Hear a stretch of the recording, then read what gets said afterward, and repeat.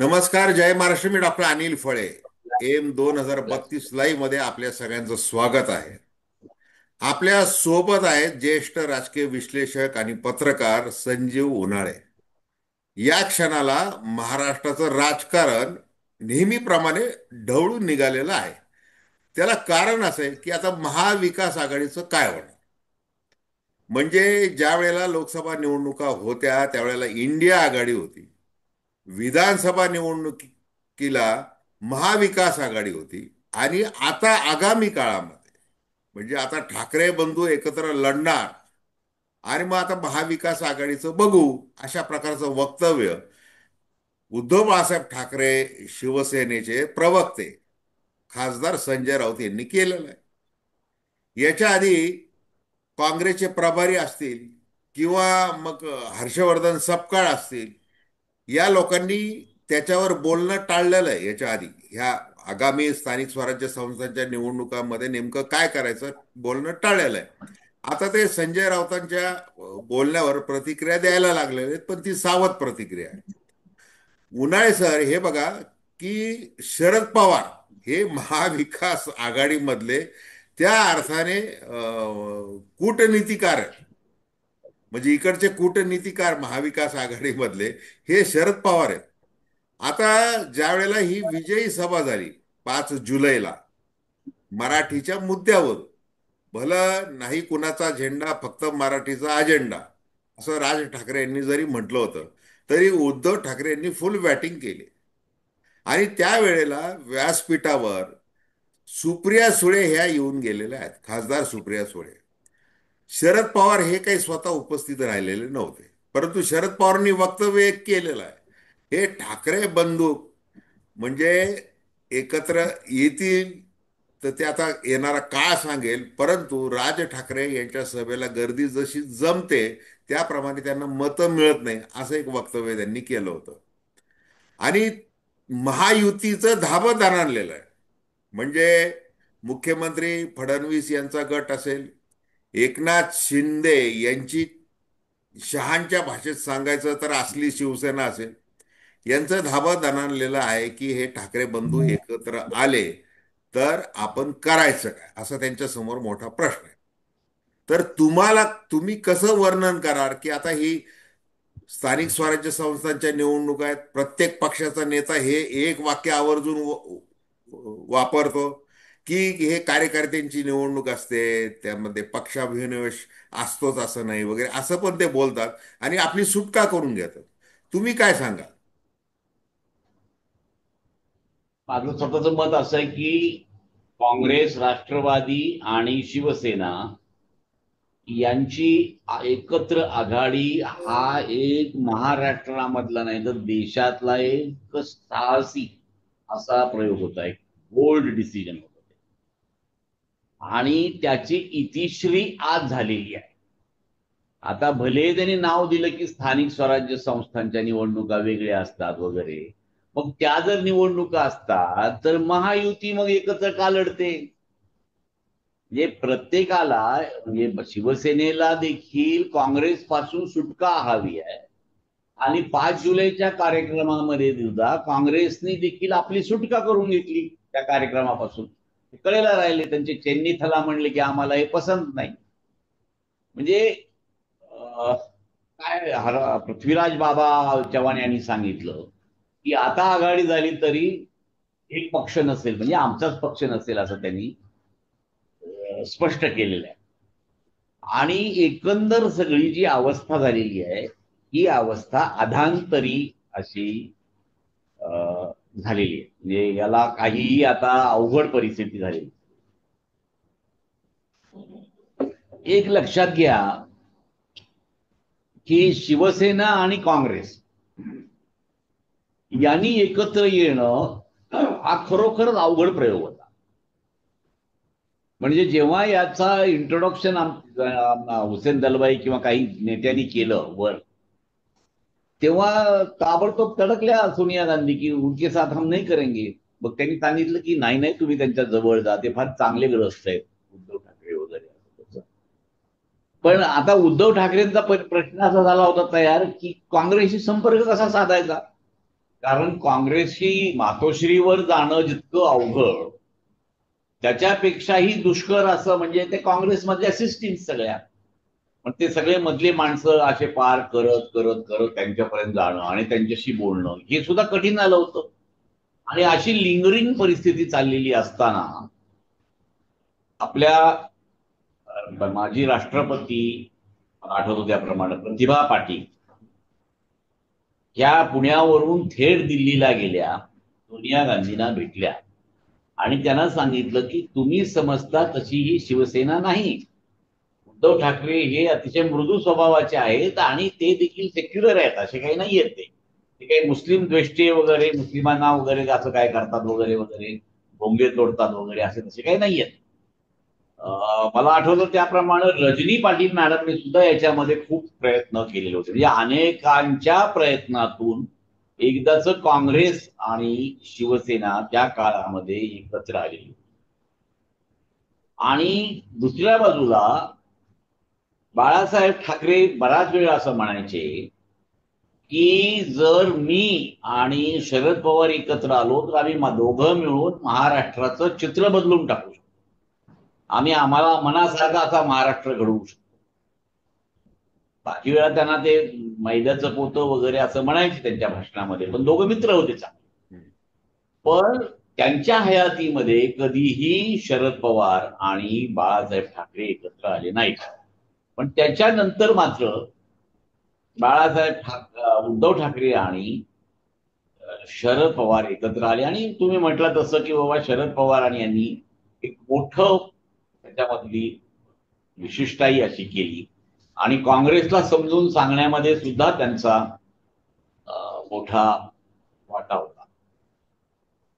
आता आज संजय राऊत यांनी तर जाहीर करून टाकलं की आम्ही ते एकटेच लढणार आहेत, आम्ही दोन भाऊ ठाकरे आणि उद्धव ठाकरे यांनी एकत्र लढायचो, कारण ही स्थानिक निवडणूक आहे, असा लेप त्यांनी लावलेला आहे. म्हणजे ते काही असं फारसं खरं नाही. त्यात पुन्हा काँग्रेस पक्षाचे अध्यक्ष झालेले हर्षवर्धन सपकाळ, म्हणजे अतिशय शुद्ध असा माणूस, तत्वाने चालणारा माणूस. सत्व गेलं तरी चालेल पण तत्व उरलं पाहिजे, असं यांचं हे आहे. आणि मग त्याप्रमाणे आज काँग्रेसची परिस्थिती अशी आहे की ना घरका ना गाठका, म्हणजे काँग्रेसमधलं प्रत्येक बुरुज आता ढासळत चालले. पश्चिम महाराष्ट्रामध्ये जे अनेक ठिकाणं, ज्या ठिकाणी पवारांचा त्यांना शुगर बॅस्टन असं म्हटलं जात असे, शुगर बॅरन असं म्हटलं जात असे, मोठ्या गौरवाने त्यांचा उल्लेख केला जात असे, आणि खरंच त्यांची महाराष्ट्रावर 50 वर्ष ग्रीप राहिलेली आहे. खऱ्या अर्थानं ते भाग्यवान आहेत की त्यांनी महाराष्ट्रावर असं चांगलं राज्य केलेलं आहे. पण त्याच्यानंतर हे जे फडणवीस आले, देवेंद्र फडणवीस, हे अतिशय हुशार, वाकबदार आणि प्रत्येक व्यूहरचना अशी शिस्तशीर करण्यामध्ये त्यांचं मला असं वाटतं की हात कोणी धरू शकत. म्हणजे शरद पवारांनीही राजकारण केलं, त्यांचीही व्यूहरचना होती, पण फडणवीसांची व्यूहरचना ही काही वेगळीच आहे. म्हणजे त्यांनी शिवसेनेचा तुकडा पाडला आणि आता खरी खुरी शिवसेना म्हणजे ओरिजिनल की शिंदे गटाची, असं आजच त्यांनी सांगितलं विधानसभेत. आणि त्याचप्रमाणे त्यांनी अजितदादांना आपल्या बरोबर घेतलं. पहिला प्रयोग पहाटे पहाटेचा हुकला, पण नंतर त्यांनी दुपारचा प्रयोग केला आणि त्याच्यामध्ये ते यशस्वी झाले. पण एका अर्थानं फडणवीसांचं आज महाराष्ट्रावरचं जी नगरमिठी आहे, त्यांचं जी ग्रीप आहे राजकारणावरची, ही राजकारणावरची ग्रीप ही अतिशय, म्हणजे खरं पाहिलं तर महापालिकेच्या राजकारणापासून, नगरसेवकापासून टक्के टोणपे खात खात ते घडत आलेले. आणि त्यांचं वैशिष्ट्य असं आहे की त्यांचं मराठी असो, इंग्रजी असो, हिंदी असो, सगळ्या भाषावर प्रभुत्व आहे. आणि ते खूप मेहनत घेतात आणि संघटनेकडे देखील लक्ष घालतात. म्हणजे बघा आता संघटनेमध्ये ते रवींद्र चव्हाण यांना त्यांनी अध्यक्ष केलं आणि पुण्या संघटनेवर मुंबईचा एक माणूस आणि कोकण असा असलेला याची ग्रीप त्यांनी बसवली. तर ही जी युद्धनीती जी असते, जे फडणवीसांची आहे, या फडणवीसांच्या युद्धनीतीसमोर आता त्यांनी ज्या पद्धतीने म्हणजे शिवसेनेची बदनामी केली, की खरं म्हणजे यांनी फोडले सगळे लोक. पण सांगितलं कसं, की जनतेला हे रुचलं नाही की काँग्रेस बरोबर ते गेले. आता मला सांगा, काँग्रेस बरोबर ते गेले म्हणजे काय? बाळासाहेब ठाकरे यांची जी शिवसेना वाढली ती काँग्रेसच्या आशीर्वादानेच वाढलेली आहे. वसंतदादापासून ते वसंतराव नाईकापर्यंत या सगळ्या राजकारणी मंडळींना मुंबई हा राजकारणाचा खलबत करणारा अड्डा वाटत होता. ते राजकारण करायचं. त्या मुंबईमध्ये कुणाला ओळख, कुणी ओळखो न ओळखो, कुठल्या गल्लीत शिरायचं नाही, कुणाला भेटायचं नाही आणि थेट आपल्या आपल्या भागामध्ये जाऊन राजकारण करायचं. म्हणजे त्यांचं राजकारण हे मुंबईला फक्त राजकारणाला त्यांनी यायचं आणि सगळं राजकारण महाराष्ट्रात करायचं असं सगळ्या पद्धतीने केलं आणि पूर्ण मुंबई अशी मोकाट ही शिवसेनेला सोडली. नंतर जेव्हा हे सगळी पलटी आली, जेव्हा भारतीय जनता पक्ष याच्यामध्ये महाजनांसारखा, प्रमोद महाजनांसारखा चतुर असा राजकारणी आला आणि गोपीनाथ मुंडे होते, म्हणजे मी पाहिलेले त्या काळात, की त्यांनी अनेक वेळा शिष्टाई केलेली आहे. म्हणजे ते उभे राहायचे असे त्यांच्या शेजारी आणि त्यांचा अतिशय आदर करायचे. अक्षरशः म्हणजे त्यावेळेस भारतीय जनता पक्षाचं कोणतंही स्थान नव्हतं. म्हणजे मी भारतीय जनता पक्ष कशाला, मी जनसंघापासून हा सगळा पक्ष कसा वाढला हे मला माहिती आहे. पण याच्यामध्ये त्यांनी जी शिष्टाई केली त्याच्यानंतर आपला जो सगळा पोशाख असेल, आपली सगळं वर्तन असेल, सगळं काही बाळासाहेब ठाकरेंनी बदललं. त्यांच्या हातात माळ आली, ते भगवे कपडे वगैरे वगैरे वगैरे सगळं. म्हणजे अगोदरचे बाळासाहेब ठाकरे आणि नंतर आता हिंदुत्व आल्यानंतर 85च्या नंतर, म्हणजे 85-86च्या नंतरच त्यात खूप बदल आला. पण आता प्रश्न असा निर्माण झालाय की काँग्रेस हेही एकाकी सापडलेलं आहे. काँग्रेसमध्ये आता हर्षवर्धन सपकाळ काय राजकारण करणार? कारण जे बलाढ्य राजकारणी आहेत ते गप्प बसून आहेत. ज्यांना काही थोडंफार राजकारण करायचंय ते बरोबर गळाला लागतात भाजपच्या. आणि अशा परिस्थितीमध्ये काँग्रेसला वाढवणं हे अवघड आहे. दुसऱ्या बाजूला शरद पवारांचं राष्ट्रवादी काँग्रेस जो आहे, हा राष्ट्रवादी काँग्रेस हा सुद्धा आज अजितदादांनी 40 जागा घेतल्या. म्हणजे आश्चर्य वाटावं, निवडणुकीमध्ये आपल्याला वाटलं नव्हतं त्यावेळेस की अजितदादा एवढे जागा घेतील. आणि तो चमत्कार त्यांनी करून दाखवला. आता चमत्कार ईव्हीएमचा सगळा का काय कशाचा ह्याच्यावर वाद आणि डिबेट होऊन जातं नेहमी. एक गाव त्याच्यावर सातत्याने आंदोलन आणि सत्याग्रह करत राहतं. परंतु आता निकाल लागल्यानंतर त्याला काही तोड नाही म्हणजे. आणि आज देखील ज्या पद्धतीने स्वतःचं अस्तित्व ठेवून अजितदादा राजकारण करतात, म्हणजे ते काही भाजपमध्ये मिसळलेले नाही. म्हणजे एवढ्या शिक्षणाचा प्रश्न निर्माण झाला त्यावेळेस त्यांनी आपलं सरळ स्पष्ट सांगून टाकलं की बाबा 5वीच्या नंतरच हे हिंदी शिकवलं पाहिजे, आधी नाही शिकवलं पाहिजे. म्हणजे या महायुतीमध्ये राहून सुद्धा महायुतीमध्ये स्वतःचे एक अस्तित्व हे अजितदादा हे बाळगून आहे. त्यामुळं राष्ट्रवादी होण्याला तसा फारसा धक्का बसलेला नाही. म्हणजे ज्या पद्धतीने जे गुजरात म्हणण्याची पाळी शिंदेवर आली, तशी पाळी काही अजितदादावर आलेली नाही आणि ते म्हटले नसते तसं. म्हणजे त्यांना असं आहे की जय गुजरात म्हणल्यानेच कल्याण आहे, त्याच्यामुळे जय गुजरात म्हणणं त्यांचं बरोबर आहे. आता राजकारणाचा जो सगळा बाज आहे, हा बाज सगळा बदललेला आहे. आणि हे सगळं बदलाचं कारण असं की राज ठाकरे आणि उद्धव ठाकरे हे दोघं एकत्र आले. राज ठाकरे सध्या गप्प असले, ते द्विधा मनस्थितीत असले. नेहमीप्रमाणे त्यांची धरसोड वृत्तीप्रमाणे धरू का सोडू अशा मनस्थितीमध्ये असले तरी सुद्धा एकंदर कार्यकर्त्याचा दबाव, लोकांचा दबाव हे सगळं लक्षात घेऊन उद्धव आणि राज यांना एकत्र यावंच लागेल. म्हणजे आता त्याला मला काही मला ऑप्शन राहिलेलं. बरं का उन्हाळे साहेब, मला याला जोडून तुम्हाला एक प्रश्न विचारायचा आहे. तर आता हे एकत्र येतील असं समजा आपण गृहीत धरलं, येतीलच. जसं आता संजय राऊतांच्या वक्त्यावरून वाटतंय की ते येतील. मग मग आता लोकसभा आणि महानगरपालिका किंवा स्थानिक स्वराज्य संस्था अशी काही निवडणुकांची तुलना करता येणार नाही. परंतु लोकसभा निवडणुकीमध्ये उद्धव ठाकरेंनी जे काही जमवलं होतं सगळं, म्हणजे एकतर शिवसेना प्रमुख बाळासाहेब ठाकरे म्हटले होते काँग्रेस बरोबर गेलं, जावं लागलं तर मी राजकारण सोडून देईल, पक्ष बंद करेल, दुकान बंद करेल. हे असं युतीकडून नेहमी उद्धव ठाकरेंवर टीका झाली. अर्थात त्या ती टीकेचा स्टाईल तसा होती. तसा ते राजकीय दृष्ट्या त्याचा वेगळा हे आहे. पण उद्धव ठाकरेंनी त्यावेळेला लोकसभा निवडणुकीमध्ये जे काही समीकरण जुळून आणलं सगळं आणि यश मिळवलं, म्हणजे त्या वर्षा गायकवाडलाही निवडून आणलं, बाकीचेही निवडून आणले आणि ते सगळं त्यांचं ती भट्टी जमली होती त्यावेळेला. आणि अगदी मुस्लिमांची म्हणजे जी काँग्रेसची जी मतं आहेत, तर ती उद्धव ठाकरेंनी स्वतःकडे वळवली ती. त्याच्यामुळे ते आता ते काय हिंदू विरोधी वगैरे झाले, ते ते औरंगजेब वगैरे ते सगळं झालेलं आहे ते. आता जर अशा परिस्थितीमध्ये आता उद्धव ठाकरेंबरोबर जर काँग्रेस नसणार या महानगरपालिका निवडणुकीमध्ये, मग ती काँग्रेसची जी काही मतं आहेत कमिटेड वोटर्स, आता काँग्रेस हा असा पक्ष आहे, फार ते काही स्वतः गांभीर्याने घेतच असं नाही, हा भाग वेगळा आहे. परंतु काँग्रेसला मतं मिळत राहतात काहीतरी ते त्याप्रमाणे. ती मतं जी महाविकास आघाडी म्हणून या महानगरपालिकामध्ये मिळाली असती आणि उद्धव ठाकरेंना त्याचा फायदा झाला असता, नाही म्हटलं तरी किती. आता तो सोडून आता राज ठाकरे आणि उद्धव ठाकरे हे एकत्र येणं, म्हणजे आपण मुंबईचं जर उदाहरण घेतलं तर मुंबईमध्ये 10 आमदार आलेले आहेत उद्धव बाळासाहेब ठाकरे शिवसेनेचे निवडून. ती त्यांच्याकडे ती ताकद आहे.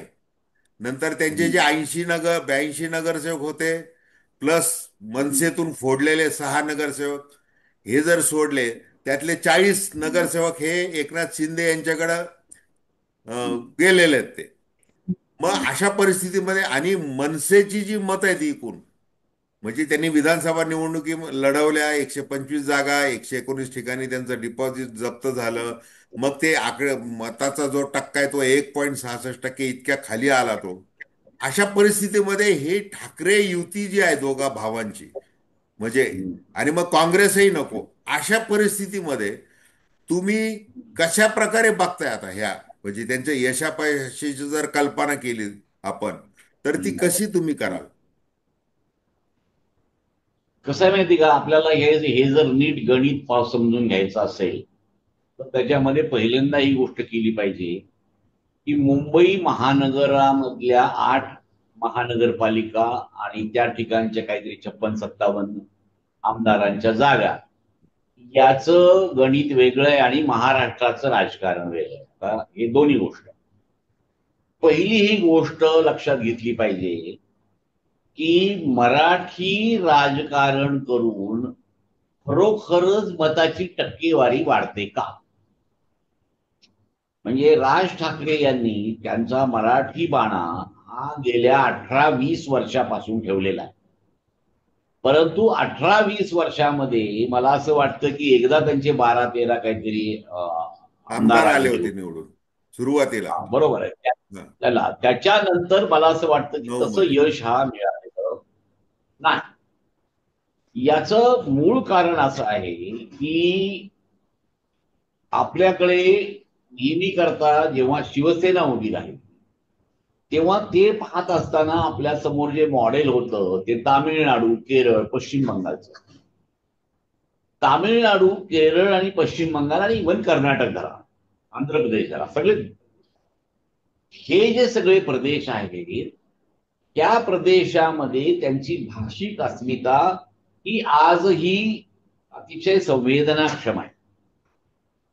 पण तुमच्या मराठी भाषेची अस्मिता ही किती संवेदनाक्षम आहे याची काही आपण पुन्हा तपासणी करण्याची गरज आहे. म्हणजे राज ठाकरे यांच्या यशावून म्हणतोय मी, म्हणजे माझं काही स्वतःच सांगणार आहे.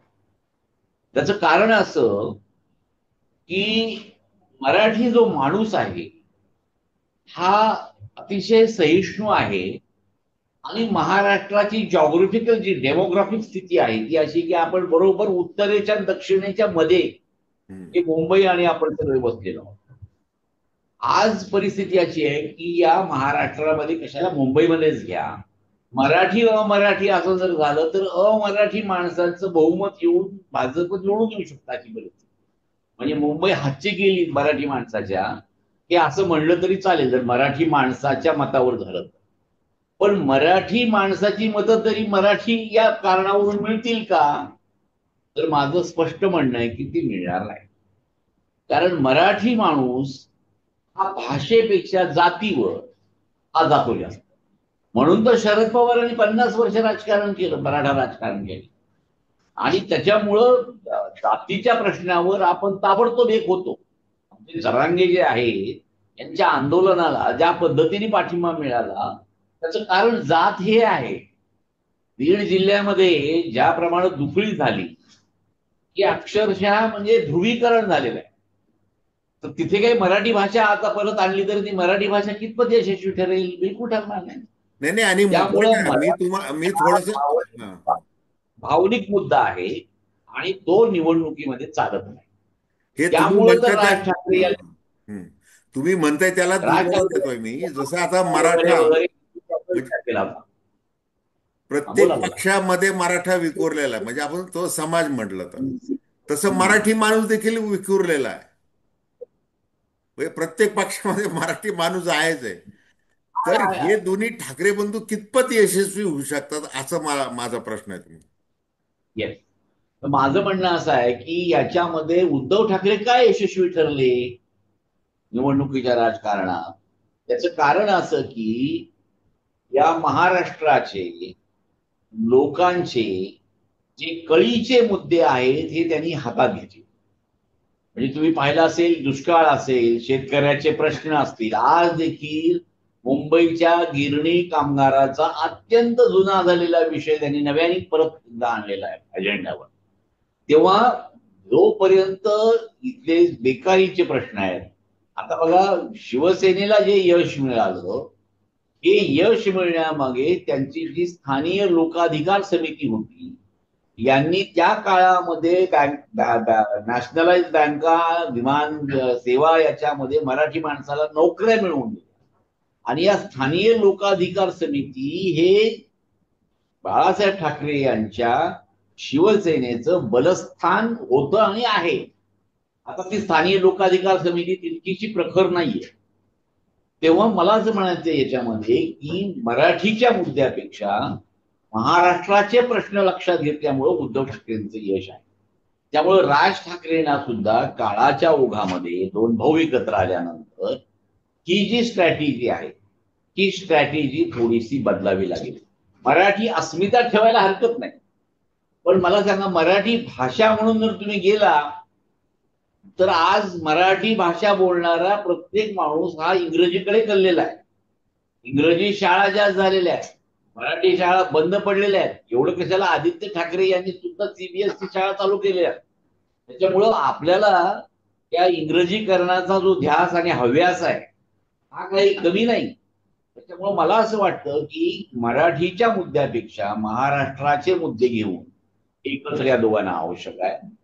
दुसरं असं की ज्या पद्धतीने भारतीय जनता पक्षाचं सरकार चाललंय हे सरकारचा रंगढंग पाहून त्याचा जो इन्कम्बन्सी फॅक्टर जो म्हणतो, सत्ता स्थिरत्व विरोधी जे मतदान आहे हे मतदान राज आणि उद्धव यांच्या पदरामध्ये पडल्याशिवाय राहणार नाही. तिसरी महत्वाची गोष्ट अशी की भारतीय जनता पक्ष हा स्वतः शिंदे गटाचं महत्व कमी करण्याच्या मागे लागलेला आहे. त्यांना त्यांचं महत्व कमी झालेलं पाहिजे. नाही आणि नाही, म्हणून इतका तर आज अहो आता धावत पळत दिल्लीला गेले. सध्या असं धावत बोललं पळत जात आहे. दिल्लीला गेले ते. नाही नाही, सध्या असं बोललं जात आहे बरं का उन्हाळे साहेब, असं बोललं जात आहे की दोन्ही ठाकरे बंधूंना एकत्र आणण्यासाठी फडणवीसांनीच खेळी खेळलेली आहे, कारण की एकनाथ शिंदे यांना कट साईज करायचं आहे म्हणून. आणि तो बरोबर साईज कट केलेला आहे. कारण काय झालेलं होतं की शिंदे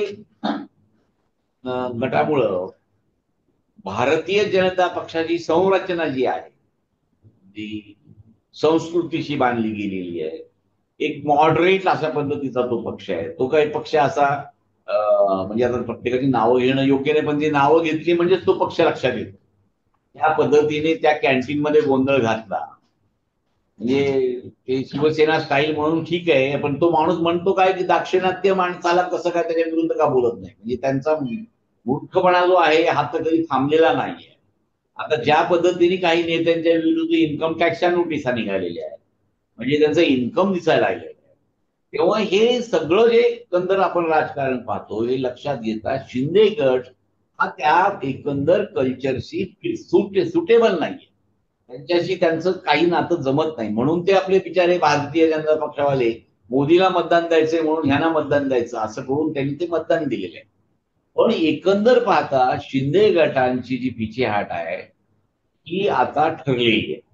म्हणजे राज आणि उद्धव एकत्र आले याचा अर्थ शिंदे गट. आता फडणवीसांनी यांच्या मागे राजकारण केलं का, तर मला असं वाटतं की आज देखील राज ठाकरे थोडेसे शांत आहे.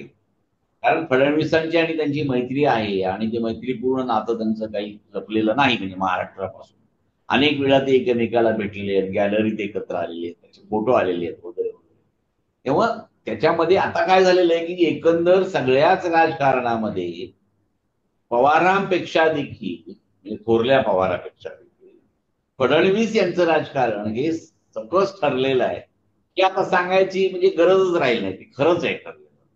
त्याच्यामुळं आता त्या निमित्ताने का होईना किंवा असहाय्यतेतून म्हणा किंवा उद्धव ठाकरे यांना देखील जी परिस्थिती निर्माण करून टाकली, त्यामुळं त्यांना देखील एक आपला असा पार्टनर पाहिजे की जो आपल्या विचाराच्या बरोबर आहे, म्हणून त्यांनी राज ठाकरे केले. आणि राज ठाकरेंना सुद्धा कधीतरी इलेक्टिव्ह मेरिट पाहिलं पाहिजे हो. शिंदेच्या घरची माणसं आणि शिंदेचे म्हणजे ते उदय सामंत चहा प्यायला त्यांच्याकडे जायचे का, तुम्ही इकडे फिरत फिरत आलो होतो म्हणलं जरा चहा त्यांच्याकडे जाऊन असं चहा वगैरे पाणी खूप झालं. पण अहो त्या अमित ठाकरेंना साधं त्या शिंदेच्या माणसाने निवडून येऊ दिलं नाही. म्हणजे हा देखील एक महत्वाचा मुद्दा आहे ना. आता अमित ठाकरेंना म्हणजे खरं पाहिलं तर शिंदेने असा प्रस्ताव मांडायला पाहिजे होतं की आमच्याकडून अमित ठाकरे यांना मिनिस्टर करा, आम्ही 6 महिन्यात त्यांना विधान परिषदेवर आणतो. हे हा मनाचा उदारपणा जर राज ठाकरे यांना जवळ जाण्यासाठी शिंदेना हवा होता तर त्यांनी तो करायला पाहिजे होता. पण ते त्यांचे जे कोण कार्यकर्ते आहेत त्यांच्यासाठी त्यांनी एवढा मोठा त्याग केला, कारण आमचा पक्ष आहे शेवटी. तेव्हा मला असं वाटतं की येणाऱ्या काळामध्ये राज आणि उद्धव यांना अपरिहार्यतेमुळं निर्माण झालेलं एकत्र येणं हे महाराष्ट्रासाठी सध्याची गरज आहे. आता याच्यामध्ये फडणवीस काय राजकारण करतात, कारण फडणवीसांचं एकंदर राजकारण पाहिलं तर आज तुम्ही बघितलं असेल की रवींद्र चव्हाण यांनी सांगून टाकलं की विधानसभेचं अधिवेशन समोर आलं म्हणून आम्ही ताबडतोबीने ते हिंदीचा नाद मागे घेतला. म्हणजे त्यांनी पटकन माघार घेतली त्याच्यामध्ये. कुठलाही विषय मोठा होऊन तो महाराष्ट्र व्यापी होईल असं लक्षात आलं की ते तातडीने त्या विषयाला झडप घालून ते मिटून टाकतात. जसं शिक्षकांचा प्रश्न त्यांनी काल परवा मिटवलेला आहे. म्हणजे ते असा प्रश्न चिघळू देत नाही. आता चिघळलेले जे प्रश्न आहेत हे त्यांचे पक्षांतर्गत आहेत, म्हणजे 3 पक्षाच्या अंतर्गत. त्यातल्या त्यात शिंदे गटाचे जास्त प्रश्न आहेत, जे प्रश्न फडणवीसांना पावलोपावली. म्हणजे बघा, शिंदे मुख्यमंत्री असताना उपमुख्यमंत्री म्हणून फडणवीसांनी का किती सहन केलं असेल, म्हणजे राजकारण म्हणून. म्हणजे याची तुम्ही कल्पना करून जरी पाहिली तरी तुमच्या लक्षात येईल की किती हे असेल. तेव्हा हे एकंदर महाराष्ट्राच्या अर्थव्यवस्थेसाठी हे लाडकी बहीण आणि हे त्यांचं मी देणारा आहे वगैरे वगैरे हे राजकारण बोलायच्या गोष्टी बऱ्या असतात. पण महाराष्ट्र आज अडचणीत सापडलेला आहे, त्याची आर्थिक स्थिती चांगली नाही. त्यामुळं आश्वासनावर सुद्धा आता रेशनिंग आलेलं आहे. तेव्हा या सगळ्या परिस्थितीमध्ये त्या सरकारच्या बद्दल लोकांचं जे मत आहे हे हळूहळू करून म्हणजे विरुद्ध होईल अशी परिस्थिती निर्माण झालेली आहे. आणि राज ठाकरे आणि उद्धव ठाकरे त्याच्यातली ग्रॅव्हिटी निश्चितच वाढवतील. अर्थात राज ठाकरे यांनी आता धरसोड सोडून किमान हे दोघं बरोबर केव्हा येतात हे पाहायचं. अजून तरी तसं वाटत. नाही, आता हे बघा, हे ज्या दिशेने म्हणजे राजकारणात म्हणतात की कुठल्याच शक्यता नाकारता येत नाही. म्हणजे आता अमित ठाकरेंचं तुम्ही उदाहरण दिलं, एकनाथ शिंदे त्यांना सहज निवडून आणू शकत होते. बरं, तेही झालं. सदा सरवणकरचं ते फॉर्म भरेपर्यंतचं नाटक, मग तेही संपलं. नंतर सुद्धा मंत्री करू शकत होते किंवा विधान परिषदेवर ते त्यांना अमित ठाकरेंना घेऊ शकत होते, पण तसं काही केलेलं नाही. मग आता ही जी आंतरिक कटुता आहे दोघांमधली, आता राज ठाकरे तर त्याच्याबद्दल अवाक्षरही कधी बोललेले नाहीत, ती कटुता काही त्यांनी प्रदर्शित केलेली नाही, परंतु ती कटुता आहे. मग हे लक्षात घेऊनच अमित शहा असतील, देवेंद्र फडणवीस असतील, त्यांनी तर सांगितलेलं नाही ना एकनाथ शिंदेना की तुम्ही आता राज ठाकरेंशी जुळून घ्या जरा, आणि त्यांना तुम्ही सोबत घ्या. म्हणजे आता ह्या आगामी निवडणुकीच्या निमित्ताने भारतीय जनता पार्टी बरोबर तर काही थेट राज ठाकरेंना प्रवेश मिळणार नाही, कारण ते परप्रांतीयांचं धोरण वगैरे ते सगळं लक्षात घेता. मग तुम्ही काही जमतंय का बघा, असं ते तर सांगितलेलं नाही ना.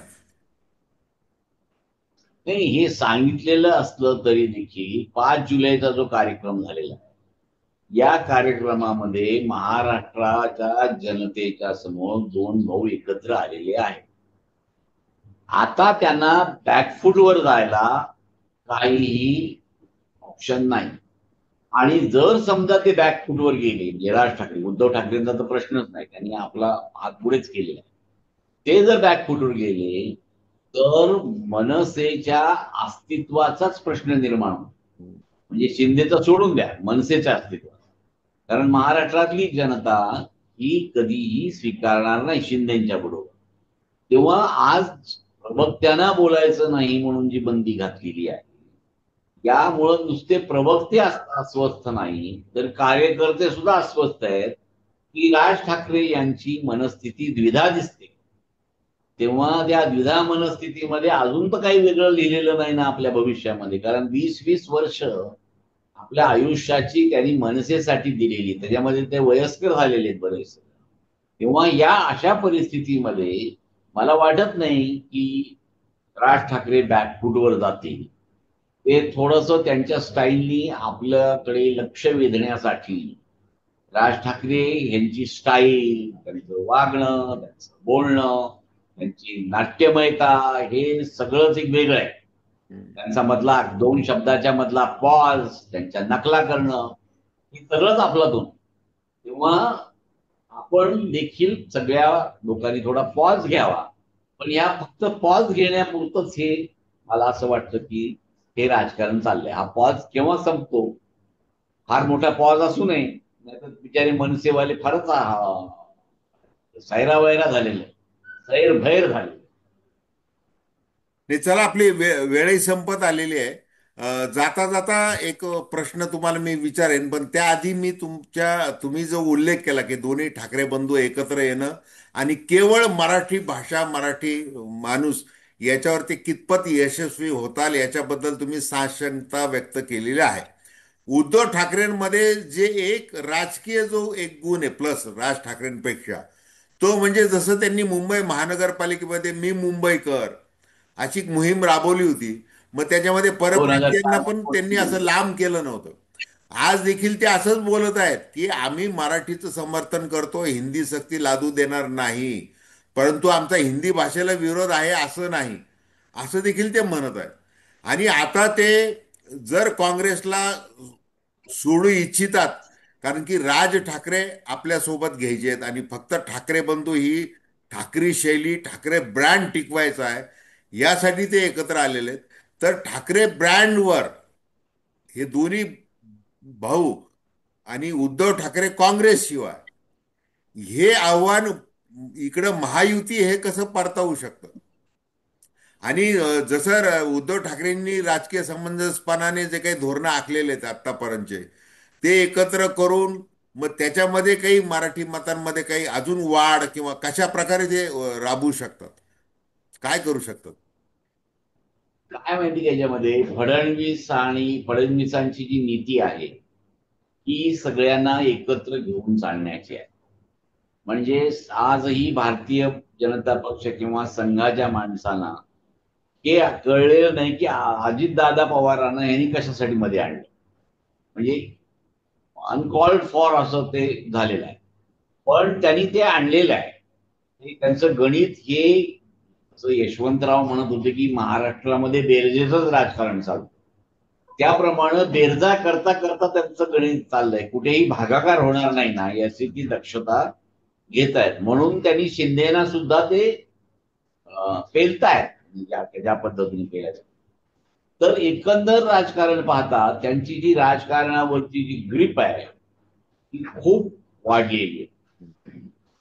आता येणारं दिल्लीचं जे राजकारण आहे याच्यामध्ये काय फेरबदल होतात हे जरा फार महत्वाचं आहे. कारण अमित शहा हे खर तर शिंदे सेनेचे आश्रयदाते आहेत. दुसऱ्या बाजूला आजच संघांच्या प्रमुखांनी सांगितलं की वयाची 75 झाली की आपण आपलं आपलं वानप्रस्थाश्रमात जावं, आणि त्याप्रमाणे मोदी 75 वर्ष पूर्ण सप्टेंबरमध्ये झाल्यानंतर परत जातात का?